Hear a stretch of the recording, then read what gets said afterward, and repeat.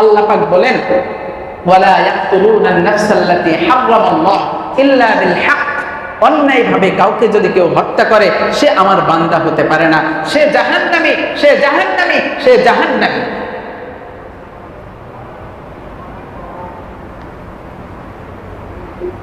ওয়ালা ইয়াকতুলুনান নাফসাল্লাতী হারামাল্লাহু ইল্লা বিল হক ওয়ালা ইয়াজনুন।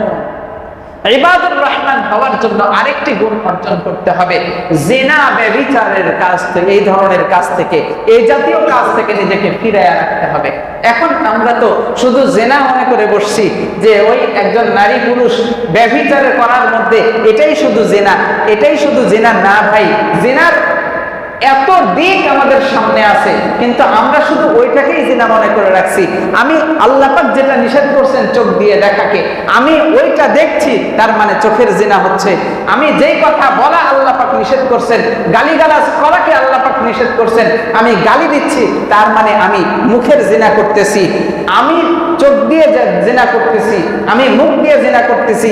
যেটা শোনা নিষেধ সেটা আমি শুনতেছি, তার মানে আমার কানের জিনা হচ্ছে, আমার অন্তরের জিনা হচ্ছে, আমার শারীরিক অবয়বের জিনা হচ্ছে। সার্বিক দিক আমাদের জিনার ছড়াছড়ি। কিন্তু আমরা শুধু মনে করে রাখছি একজন নারী একজন পুরুষের সাথে অবৈধ মেলামেশা এটাই জিনা। না ভাই, এই সার্বিক দিকটা বিবেচনা করলে প্রত্যেকটা কাজ জিনার অন্তর্ভুক্ত। এই জন্য এই সমস্ত জিনা থেকে যদি আমরা বাঁচতে না পারি, তাহলে আল্লাহ পাক রব্বুল আলামিন বললেন, ইবাদুর রহমান উপাধি দিলেন, এই উপাধির অন্তর্ভুক্ত আমরা হতে পারবো না। ومن يفعل ذلك يلقى أثاما يضاعف له العذاب يوم القيامة ويخلد فيه مهانا إلا من تاب وآمن وعمل عملا صالحا فأولئك يبدل الله سيئاتهم حسنات। আল্লাহ পাক রব্বুল আলামিন বলেন, ও আমার বান্দারা, তোমরা এই কাজগুলো যারা করে ফেলছো, তোমরা এই কাজগুলো যারা করেই ফেলছো, না জেনে করছো বা জেনেই করছো, করেই ফেলছো, ইল্লা মান তাবা ওয়া আমানা ওয়া আমিলা আমালান সালিহা, তোমরা যারা করেই ফেলছো তারা আসো আমার কাছে, তাওবা করো আমার কাছে, ওয়া আমানা, আমার প্রতি ঈমান আনো, ওয়া আমিলা সালিহা, এবং সৎ আমল করো, নেক আমল করো, ফাউলাইকা ইউবাদদিলুল্লাহু সাইয়্যাতিহিম হাসানাত। আল্লাহ পাক রব্বুল আলামিন বলেন, যদি তোমরা তাওবা করে আমার কাছে ফিরে আসতে পারো, আমরা ওই যে গুনার ভার তোমার উপরে ছিল, ওই গুনার বোঝাটাকে আমি সওয়াব দ্বারা পরিবর্তন করে দেব। সুবহানাল্লাহ। ওয়াদা কার? ওয়াদা কার? وقال الله تبارك وتعالى وعباد الرحمن الذين يمشون على الأرض هونا وإذا خاطبهم الجاهلون قالوا سلاما والذين يبيتون لربهم سجدا وقياما والذين إذا أنفقوا لم يسرفوا ولم يقتروا وكان بين ذلك قواما والذين لا يدعون مع الله إلها آخر ولا يقتلون النفس التي حرم الله إلا بالحق ولا يزنون ومن يفعل ذلك يلقى أثاما وقال رسول الله صلى الله عليه وسلم قال الله عز وجل الكبرياء ردائي والعظمة إزاري فمن نازعني واحدا منها فقدته في النار أو كما قال عليه الصلاة والسلام صدق الله مولانا العظيم وصدق رسوله النبي الكريم ونحن على ذلك لمن الشاهدين والشاكرين والحمد لله رب العالمين الحمد لله মুআজ্জাজ মুহতারাম মুসল্লিয়ান কিরাম, আমরা সর্বপ্রথম সেই মহান রব্বুল আলামিনের দরবারে শুকরিয়া আদায় করছি, যে মহান রব্বুল আলামিন আমাদেরকে সপ্তাহের সবচেয়ে গুরুত্বপূর্ণ দিন জুমার দিন, বরকতময় দিন, আমল যোগ করার দিন, এই দিনে আমাদেরকে আল্লাহ পাক পবিত্র ঘর মসজিদে আসার বসার, দিনই কিছু কথা বলার এবং শোনার জন্য সুযোগ করে দিয়েছেন। এই জন্য রবের দরবারে শুকরিয়া আদায় করি, বলি আলহামদুলিল্লাহ।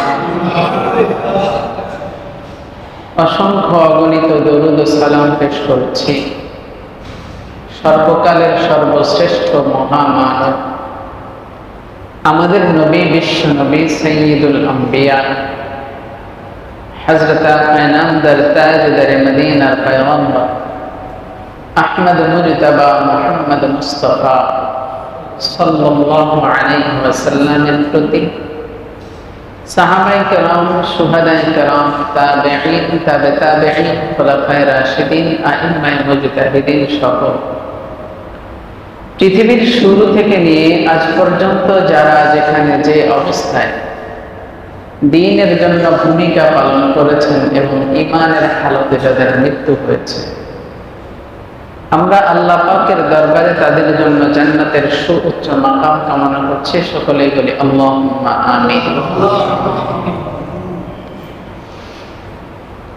সম্মানিত মুসল্লিয়ানে কেরাম, আল্লাহ পাক রব্বুল আলামিন দুনিয়ার বুকে আমাদেরকে পাঠিয়ে আমাদের মাধ্যমে আল্লাহ পাকের দাসত্ব করায় দেন।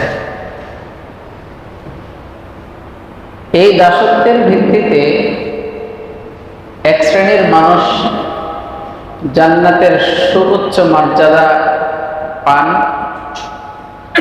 আরেক শ্রেণীর মানুষ যারা জান্নাত তো দূরের কথা, জান্নাতের ঘ্রাণও পায় না, জাহান্নাম তাদের অবস্থান হয়।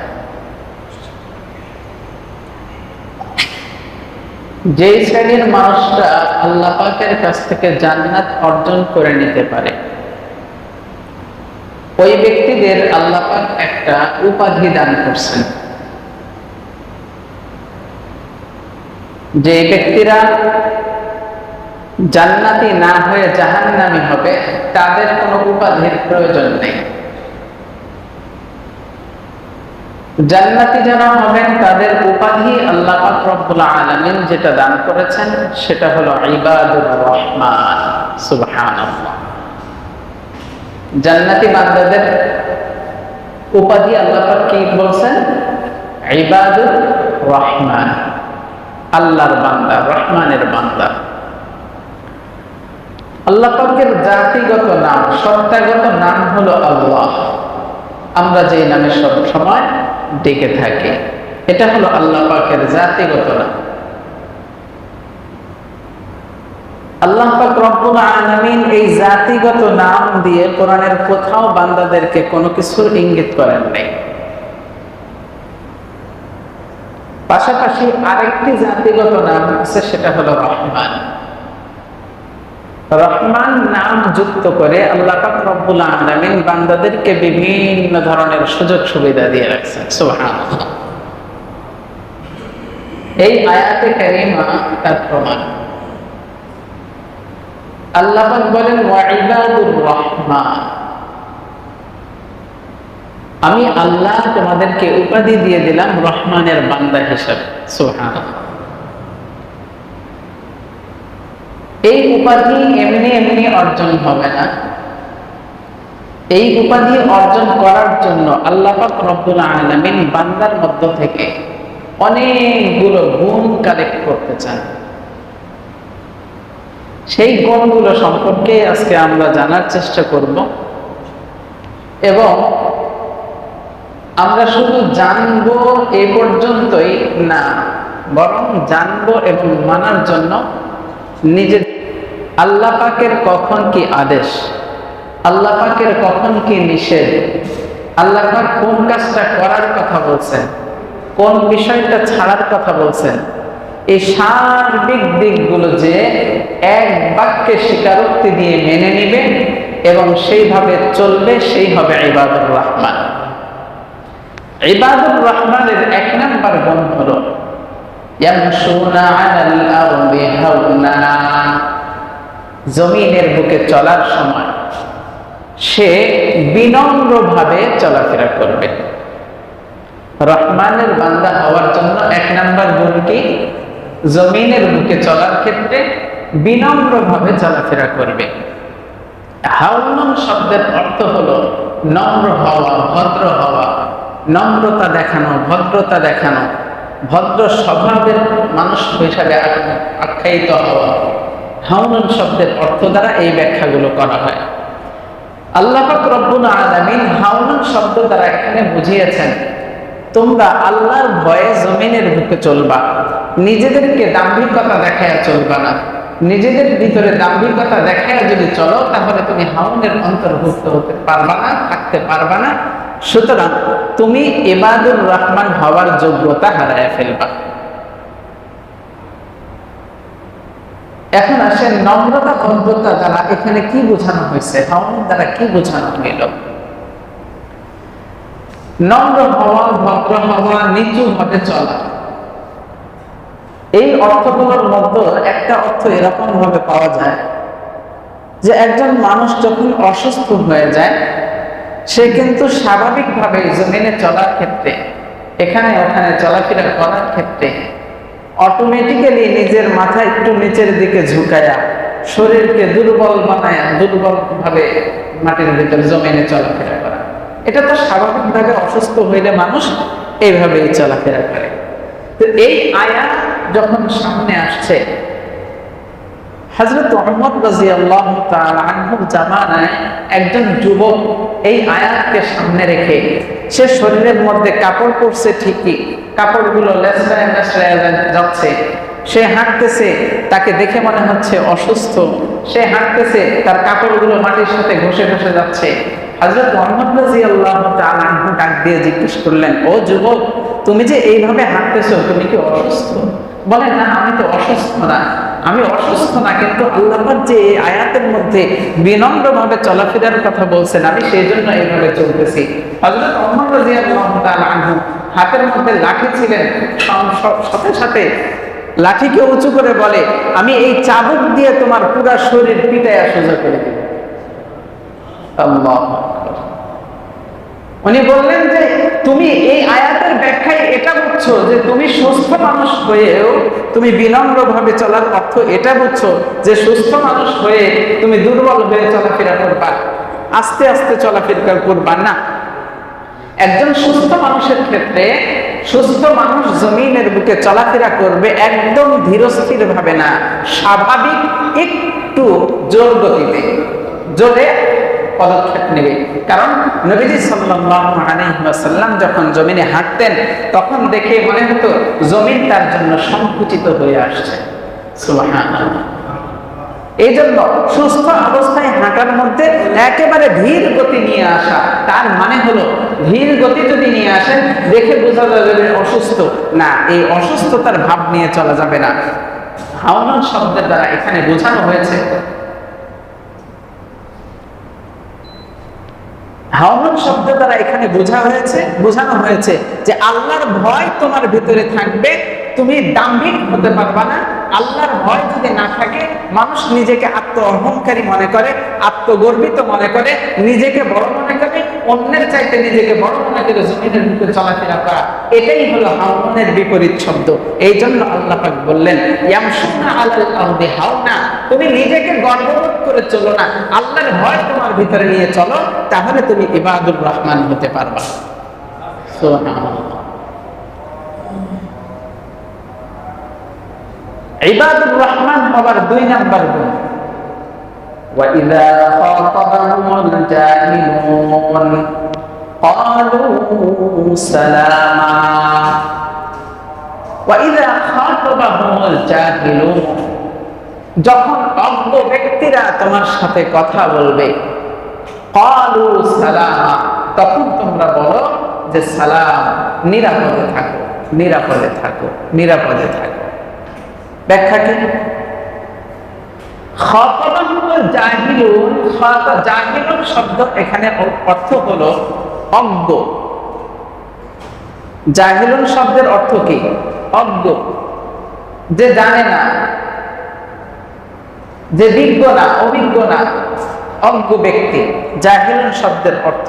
কিন্তু এখানে জাহিলুন শব্দ দ্বারা ওই জাগতিক শিক্ষায় অজ্ঞ, অশিক্ষিত এই ধরনের মানুষকে বোঝানো হয়নি, বরং যারা জাগতিক শিক্ষায় শিক্ষিত কিন্তু ধর্মীয় অনুভূতি থেকে যে সে এমন ভাবে কথাবার্তা বলে, এমন তার চালচলন, এমন তার উঠা বসা, এমন সে মানুষের মধ্যে এমন তার চালচলন হয়ে যায় যে সে ধার্মিকতার ক্ষেত্রে একেবারেই অজ্ঞ, ধর্মের বিষয়ে সে কিছুই জানে না, সে দুনিয়াবি শিক্ষিত হতে পারে।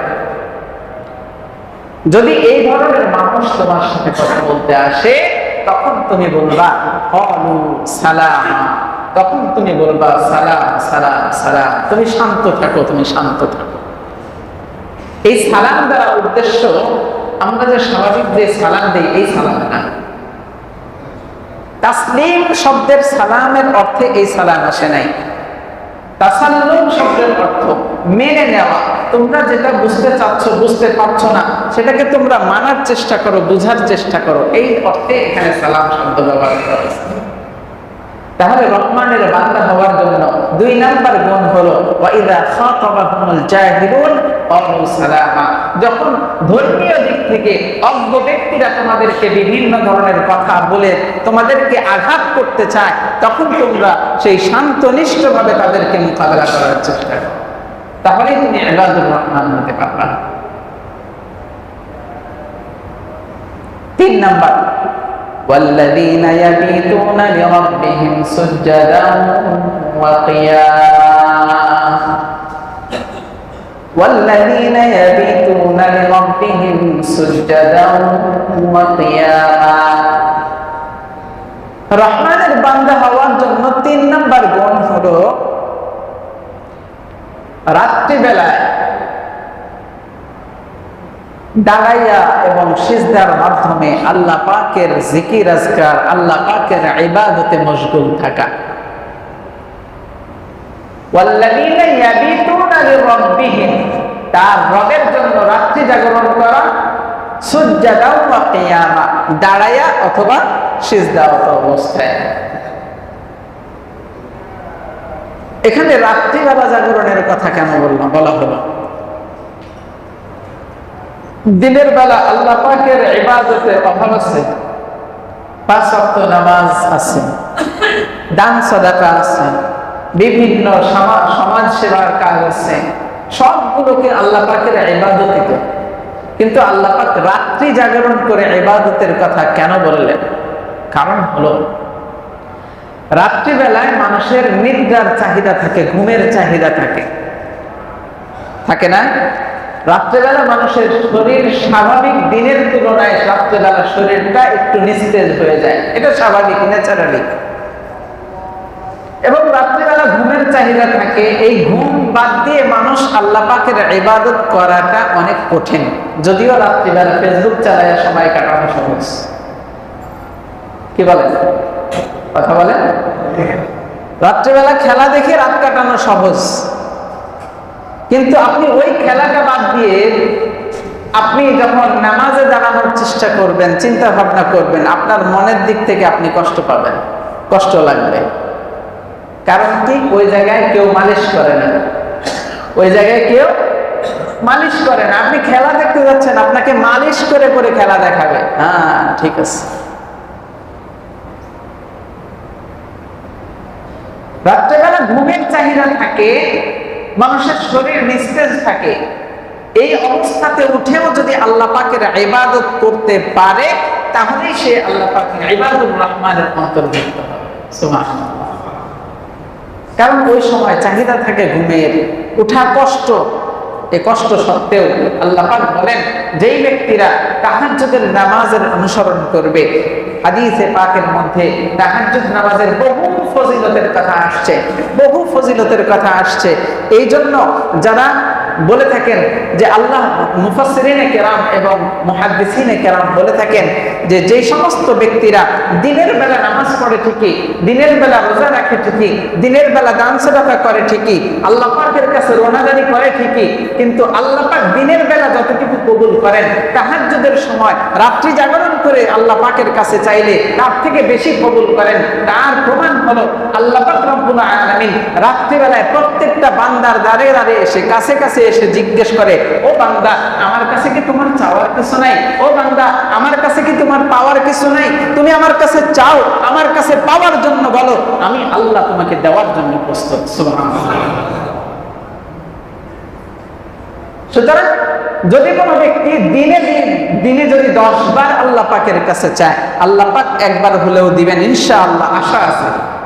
কিন্তু রাত্রিবেলা আপনি একবার গভীর রাত্রে আল্লাহ পাকের কাছে বলেন, আল্লাহ পাক দিবেন, এই চিন্তা ভাবনা যদি আপনি নিয়ে আল্লাহ পাকের কাছে চাইতে পারেন 100% আপনি এটার ফলাফল পাবেন ইনশাআল্লাহ। যদি রাত্রি জাগরণের অভ্যাস আমার না থাকে, তাহলে ইবাদুর রহমান হওয়ার জন্য যেই গুণাগুণ অর্জন করা দরকার সেই গুণ থেকে আমি একটু দূরে সরে গেলাম। কারণ কি? কারণ হলো দুনিয়ার বুকে যত আম্বিয়ায়ে কেরাম আসছেন, যত নবীগণ আসছেন, যত ওলীগণ আসছেন, সমস্ত আল্লাহর ওলী, সমস্ত নবীদের ইবাদত ছিল রাত্রি জাগরণ করার ইবাদত। তাহাজ্জুদের আমল ছাড়া কেউ ওলী হইতে পারে নাই। তাহাজ্জুদের আমল প্রত্যেক নবীর ছিল। আল্লাহ রাসূল সাল্লাল্লাহু আলাইহি ওয়াসাল্লাম ইরশাদ করেন, আমি যদি তাহাজ্জুদের আমলটা মাঝে মাঝে এদিক সেদিক না করে ক্লিয়ারলি সব সময় পড়তাম, তাহলে আল্লাহ পাক তোমাদের জন্য তাহাজ্জুদ ফরজ করে দেন। হযরত জিবরাইল আলাইহিস সালাতু ওয়াস সালাম নবীজি সাল্লাল্লাহু আলাইহি ওয়াসাল্লামের কাছে আসতেন, এসে দুইটা জিনিসের কথা বলতেন। এক নাম্বার তাহাজ্জুদের কথা, রাত্রি জাগরণের কথা। দুই নাম্বার মিসওয়াকের কথা। মিসওয়াকের কথা নবীজি সাল্লাল্লাহু আলাইহি ওয়াসাল্লামকে যতবার বলছেন, অন্যান্য কোন আমলের কথা এতবার আল্লাহর হাবিবের কাছে বলেন নাই। এজন্য আমরা আল্লাহ পাকের ইবাদুর রহমানের অন্তর্ভুক্ত যদি হতে চাই, তাহলে রাত্রি জাগরণের গুণ আমাদের অর্জন করতে হবে। হ্যাঁ, এই ক্ষেত্রে একটা বিষয় হযরত ইবনে আব্বাস রাদিয়াল্লাহু তাআলা আনহু থেকে বর্ণিত একটা বর্ণনায় আসছে যে যদি কোনো ব্যক্তি শেষ রাত্রিতে জাগরণের ভয় থাকে যে আমি জাগতে পারবো কি না, এই চিন্তা ভাবনায় এশার নামাজের পরে ঘুমাইতে যাওয়ার আগ মুহূর্তে 2 রাকাত, 4 রাকাত, 6 রাকাত এইরকম নামাজ আদায় করে যদি সে ঘুমায়া যায়, আল্লাহ পাক রব্বুল আলামিন তার ওই নামাজটাকে যদি শেষ রাত্রে উঠতে নাও পারে, ওই নামাজটাকে তার জন্য তাহাজ্জুদের নামাজ হিসেবে গণে নেবেন। সুবহানাল্লাহ। তো আমরা অন্তত ঘুমাইতে যাওয়ার আগে 2 রাকাত 4 রাকাত নামাজ পড়তে পারবো তো ইনশাআল্লাহ। তাহলে ইবাদুর রহমান হওয়ার জন্য আমাদের রাস্তা সহজ হয়ে গেল।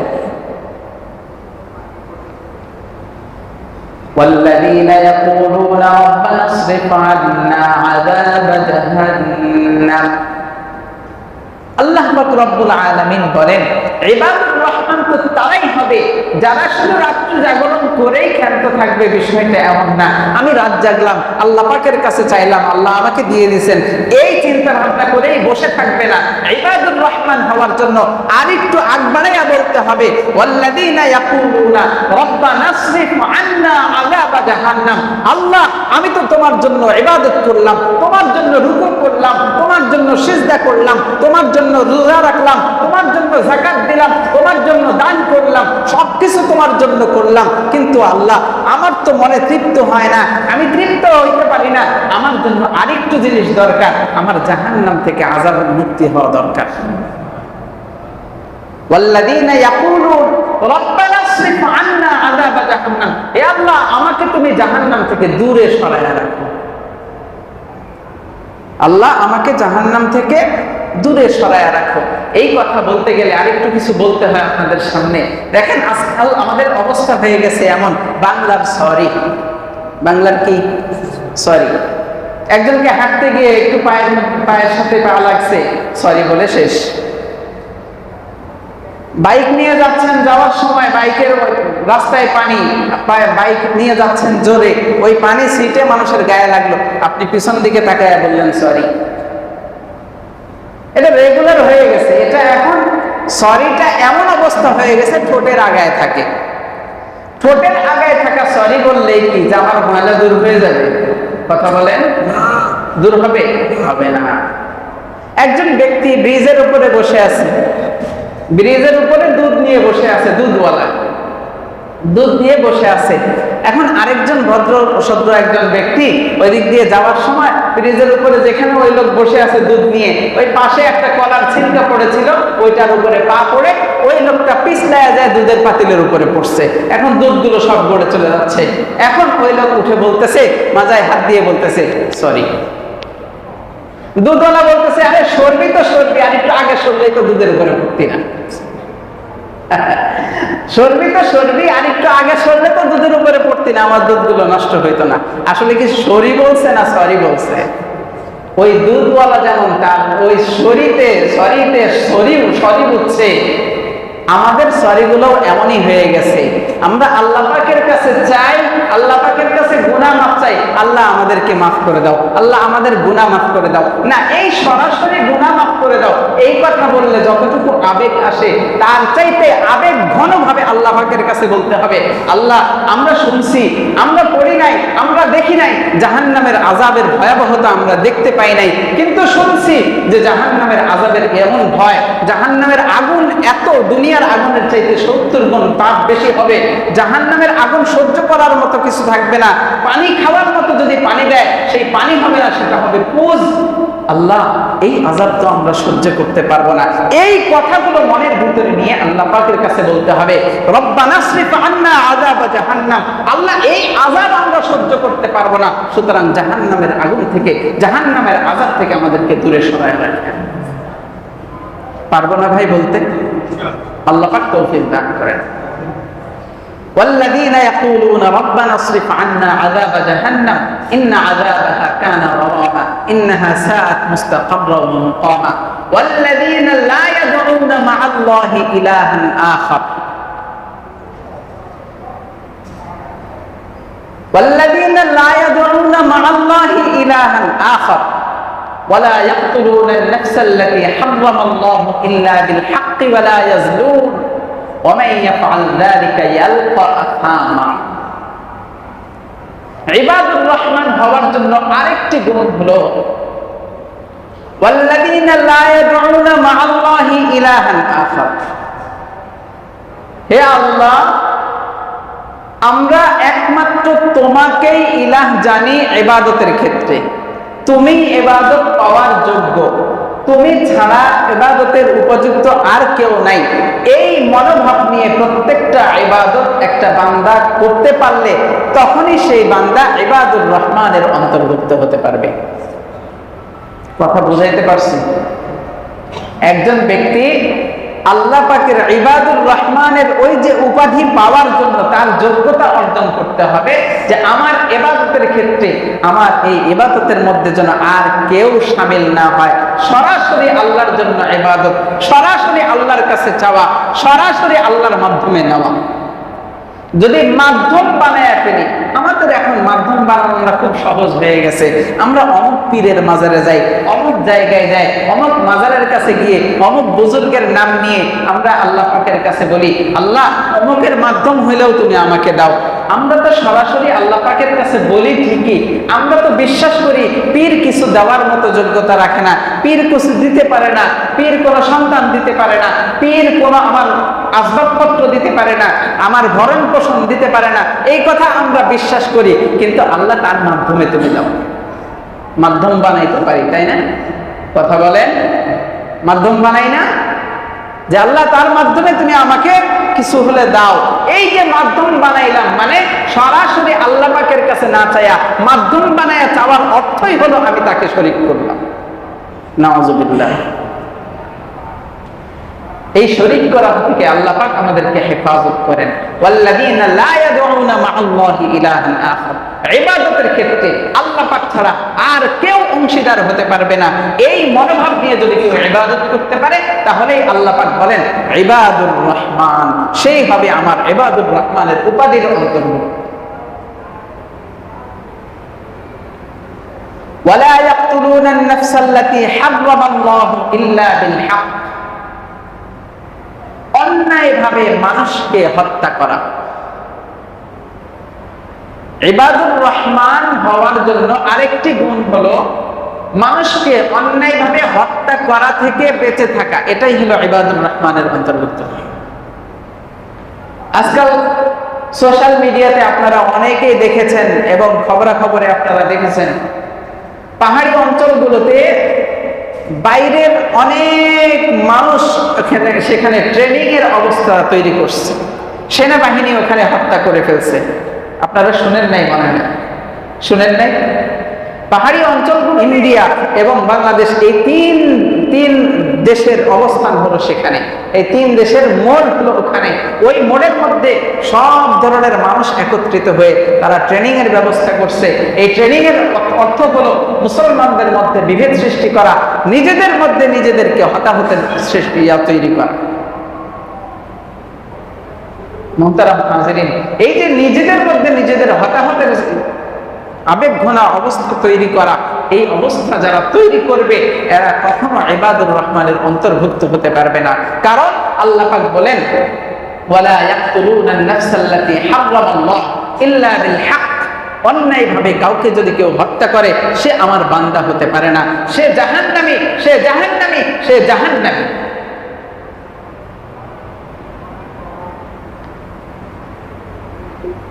ولا يقتلون النفس التي حرم الله إلا بالحق ولا يزنون। ইবাদুর রহমান হওয়ার জন্য আরেকটি গুণ অর্জন করতে হবে, জিনা ব্যভিচারের কাজ থেকে, এই ধরনের কাজ থেকে, এই জাতীয় কাজ থেকে নিজেকে ফিরিয়ে রাখতে হবে। এখন আমরা তো শুধু জিনা মনে করে বসছি যে ওই একজন নারী পুরুষ ব্যভিচার করার মধ্যে এটাই শুধু জিনা, এটাই শুধু জিনা না ভাই, জিনার এত দিক আমাদের সামনে আছে, কিন্তু আমরা শুধু ওইটাকেই জিনা মনে করে রাখছি। আমি আল্লাহ পাক যেটা নিষেধ করছেন চোখ দিয়ে দেখাকে, আমি ওইটা দেখছি, তার মানে চোখের জিনা হচ্ছে। আমি যেই কথা বলা আল্লাহ পাক নিষেধ করছেন, গালিগালাজ করাকে আল্লাহ পাক নিষেধ করছেন, আমি গালি দিচ্ছি, তার মানে আমি মুখের জিনা করতেছি। আমি চোখ দিয়ে জিনা করতেছি, আমি মুখ দিয়ে জিনা করতেছি। যেটা শোনা নিষেধ সেটা আমি শুনতেছি, তার মানে আমার কানের জিনা হচ্ছে, আমার অন্তরের জিনা হচ্ছে, আমার শারীরিক অবয়বের জিনা হচ্ছে। সার্বিক দিক আমাদের জিনা ছড়াছড়ি। কিন্তু আমরা শুধু মনে করে রাখছি একজন নারী একজন পুরুষের সাথে অবৈধ মেলামেশা এটাই জিনা। না ভাই, এই সার্বিক দিকটা বিবেচনা করলে প্রত্যেকটা কাজ জিনার অন্তর্ভুক্ত। এই জন্য এই সমস্ত জিনা থেকে যদি আমরা বাঁচতে না পারি তাহলে আল্লাহ পাক রব্বুল আলামিন বললেন, ইবাদুর রহমান উপাধি দিলেন, এই উপাধির অন্তর্ভুক্ত আমরা হতে পারবো না। ওয়ামান ইয়াফআল যালিকা ইয়ালকা আসামা يضاعف له العذاب يوم القيامة ويخلد فيه مهانا إلا من تاب وآمن وعمل عملا صالحا فأولئك يبدل الله سيئاتهم حسنات। আল্লাহ পাক রব্বুল আলামিন বলেন, ও আমার বান্দারা, তোমরা এই কাজগুলো যারা করে ফেলছো, তোমরা এই কাজগুলো যারা করে ফেলছো, না জেনে করছো বা জেনেই করছো, করেই ফেলছো, ইল্লা মান তাবা ওয়া আমানা ওয়া আমিলা আমালান সালিহা, তোমরা যারা করেই ফেলছো তারা আসো আমার কাছে, তাওবা করো আমার কাছে, ওয়া আমানা, আমার প্রতি ঈমান আনো, ওয়া আমিলা সালিহা, এবং সৎ আমল করো, নেক আমল করো, ফাউলাইকা ইউবাদদিলুল্লাহু সাইয়্যাতিহিম হাসানাত। আল্লাহ পাক রব্বুল আলামিন বলেন, যদি তোমরা তাওবা করে আমার কাছে ফিরে আসতে পারো, আমরা ওই যে গুনার ভার তোমার উপরে ছিল, ওই গুনার বোঝাটাকে আমি সওয়াব দ্বারা পরিবর্তন করে দেব। সুবহানাল্লাহ। ওয়াদা কার? ওয়াদা কার? নাকি আমার? আল্লাহ পাক সরাসরি কোরআনের বর্ণনা যে তোমরা এই কাজগুলো যদি করেই ফেলো মানুষকে অন্যায়ভাবে হত্যা করে ফেলছো, মানুষকে অন্যায়ভাবে গালি দিছো, মানুষকে অন্যায়ভাবে মানুষের সাথে দাম্ভিকতা দেখাইছো, এই সমস্ত কাজগুলো তোমার থেকে হয়েই গেছে।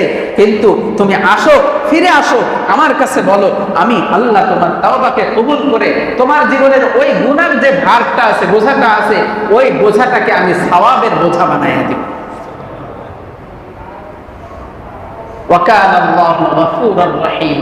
আর নিশ্চয়ই তোমরা জেনে রাখো আল্লাহ পাক হলো গফুর, আল্লাহ পাক হলো রহিম। মুহতারাম হাজরিন, শেষ পর্যায়ে আল্লাহ পাক রব্বুল আলামিন আরেকটি গুণের কথা বলছেন, ওয়াল্লাযীনা লা ইয়াশহাদুনা আয-যুর ওয়া ইযা মাররু বিল-লাগwi মাররু কিরামা।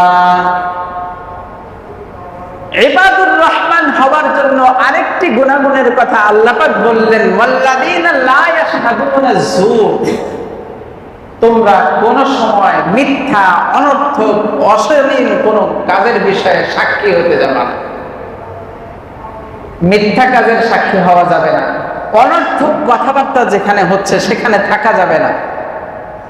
যদি অনর্থক কথাবার্তার মধ্যে কেউ আবার দ্বিতীয়ভাবে অংশগ্রহণ করে, সে ইবাদুর রহমানের অন্তর্ভুক্ত হতে পারবে না। দুইজন বন্ধু চা খাইতেছে, চা খাইতে খাইতে খেলার আলাপ শুরু হয়ে গেছে। খেলার সিজন যেহেতু চলতেছিল, খেলার আলাপ শুরু হয়ে গেছে। দুইজন দুই পক্ষের একজন আরেকজনের ব্যাপারে খুব বলতেছে। মাঝখান দিয়ে আরেকজন গিয়ে সেখানে অংশগ্রহণ করলো। আরে তোরা খেলা সম্পর্কে কি বুঝিস?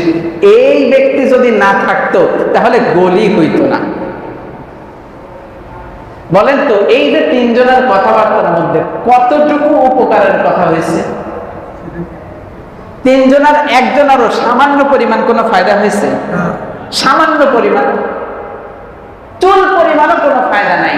বরং এই যে অনর্থক কথাবার্তার মধ্যে আমি সময়টা আমি নিজে অংশগ্রহণ করলাম মানে আল্লাহ পাক যে আমাদেরকে উপাধি দিলেন ইবাদুর রহমান, রহমানের বান্দা হিসেবে যে উপাধি দিলেন, সেখান থেকে তো আমি সরে আসলাম, সেখান থেকে তো আমি দূরে চলে গেলাম। তাহলে কি দরকার আছে? এই অনর্থক কথাবার্তা যেখানে হয়, ঝগড়া ফাসাদ যেখানে হয়, সেখানে আমরা অংশগ্রহণ করতে হবে। কয়েকজন মিলে মারামারি লাগছে, দূর থেকে আরেকজন বলতেছে লাঠি লাগলে আমি দিব, মার। বলে কিনা? হাত থাকতে মুখে কি চালাও। এই যে কথাগুলো ভাই, এই কথাগুলো আপনার আমার দুই কাঁধের মধ্যে ফেরেশতা আছে না নাই? সব কথাগুলো লেখেন না? ঠোঁটের সামনেও তো একজন ফেরেশতা আছেন। মা ইয়ালফিযু মিন কাওলিন ইল্লা লাদাইহি রাকীবুন আতীদ। বান্দা মুখের পর জবান থেকে সামান্য একটা বাতাস বের করলেও ওই বাতাসটাও একজন ফেরেশতা কাউন্ট করে। সুবহানাল্লাহ। তাহলে আমি যে বলতেছি লাগলে লাঠি আমি দিব, লাগলে টাকা পয়সা আমি দিব, হসপিটালের বিল আমি দিচ্ছি, লাগা তুই, এই যে কাজগুলো, এই যে কথাগুলো, এই কথাগুলো কি মনে করছেন রেকর্ড হচ্ছে না? ভাই, ওয়াল্লাযীনা লা ইয়াশহাদুনা আয-যুর ওয়া ইযা মাররু বিল-লাগwi মাররু কিরাম। যেখানে অনর্থক কথাবার্তা হয়, সেই অনর্থক কথাবার্তার জায়গা থেকে নিজেকে সম্মান বজায় রেখে নিজে সেখান থেকে ফিরে যাওয়া, এটাই হলো একজন ইবাদুর রহমানের বান্দা হিসেবে স্বীকৃত। তাহলে যেখানে অনর্থক কথা হয়, সেই জায়গার মধ্যে অংশগ্রহণ করব, নাকি আমার সামনে শুরু হলে সেখান থেকে শ্মশান মানে সেখান থেকে চলে আসবো? কোনটা করব? পারবো না ইনশাআল্লাহ। আল্লাহ পাক আমাদেরকে তৌফিক দান করেন। এই কাজগুলো যদি আমরা করতে পারি, ইবাদুর রহমান যদি আমরা হতে পারি, তাহলে আমাদের লাভ কি হবে? আল্লাহ পাক রব্বুল আলামিন বলেন, উলাইকা ইউজাউনাল গুরফাতা বিমা সাবারু ওয়া ইউলাক্কাউনা ফিহা তাহিয়াতাও ওয়া সালামা। উলাইকা ইউজাউনাল গুরফাতা বিমা সাবারু। আল্লাহ পাক রব্বুল আলামিন বলেন, এই যে বান্দার যে গুণগুলো আমি বললাম, এই গুণগুলো যদি কেউ অর্জন করতে পারে, উলাইকা ইউজাউনাল গুরফাতা বিমা সাবারু, তার এই ধৈর্যের কারণে, সে ধৈর্য ধারণ করে যে এগুলো গ্রহণ করলো, এই ধৈর্যের কারণে আমি আল্লাহ তাকে জান্নাতে একটা বালাখানা দান করব। সুবহানাল্লাহ। ওয়া ইউলাক্কাউনা ফিহা তাহিয়াতান ওয়া সালামা। এবং আল্লাহ পাক রব্বুল আলামিন বলেন উলাইকা ইউজাউনাল গুরফাতা বিমা সাবারু ওয়া ইউলাক্কাউনা ফিহা তাহিয়াতান ওয়া সালামা। আল্লাহ পাক বলেন আমি তো তাকে জান্নাতে একটা বালাখানা দান করবই, পাশাপাশি ফেরেশতারা তাকে আলিঙ্গন করে, ফেরেশতারা তাকে অভ্যর্থনা দিয়ে সেই জান্নাতের মধ্যে প্রবেশ করাবে। সুবহানাল্লাহ। খালিদিনা ফিহা হাসুনাত মুস্তাকাররা ওয়া মুকামা। আর সেই বালাখানার মধ্যে, সেই জান্নাতের মধ্যে বসবাসের জন্য আমি আল্লাহ তাকে চিরস্থায়ী ঘোষণা দিয়ে দিব। সুবহানাল্লাহ। তিনটা পুরস্কার পাবে। কয়টা পুরস্কার? একটা হলো বালাখানা দান করবেন, 2 নাম্বার ফেরেশতাদের অভ্যর্থনা, 3 নাম্বার চিরকাল সেখানে থাকার ব্যবস্থা। এই তিনটা পুরস্কার আল্লাহ পাক আমাদেরকে দান করবেন যদি আমরা আল্লাহ পাকের সেই রহমান, ইবাদুর রহমানের অন্তর্ভুক্ত হতে পারি। তাহলে এই তিনটা পুরস্কার আমাদের জন্য অপেক্ষা করছে। আমরা কি এই তিনটা পুরস্কার পাইতে চাই? আল্লাহ পাক আমাদেরকে বুঝার এবং আমল করার তৌফিক দান করেন। ওয়া আখিরু দাওয়ানা আনিল হামদুলিল্লাহি রাব্বিল আলামিন। আসসালামু আলাইকুম ওয়া রাহমাতুল্লাহি ওয়া বারাকাতুহু।